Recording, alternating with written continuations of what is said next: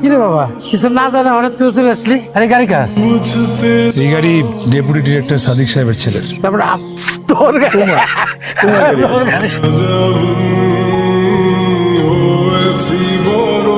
খুব সুন্দর হয়েছে রে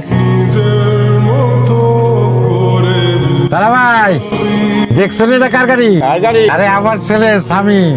আমি যেটা পারি নাই সেটা আমার ছেলে করে দেখাইছে, বুঝছো? কেমন লাগছে তোমার? ভালো।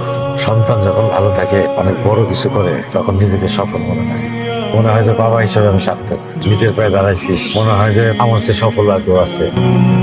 আমি কখনো আমার বাবাকে জড়িয়ে ধরে চুমু খাইনি, আমার অনুভূতিগুলো প্রকাশ করিনি। আমি কখনো তাদের বলিনি আমি তাদের কতটা ভালোবাসি, গোপনে তাদের জন্য কতটা দোয়া করি। আমার একটাই চাওয়া, আমি যেন পূরণ করতে পারি তাদের সকল ইচ্ছে ও সকল পাওয়া।